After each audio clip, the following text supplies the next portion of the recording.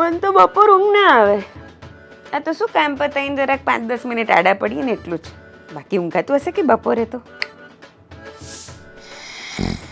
Mummy હા સુઈ ગઈ હતી તું? ના ના આ ટીવી જોઉં છું. આંખો ખુલ્લી નથી દેખાતી તને? બપોરે ઊંઘ નહીં આવતી મને. એ મમ્મી સુઈ ગઈ હતી ને તું? ના પેપર વાંચું છું. હેરાન ના કરીશ. A few moments later.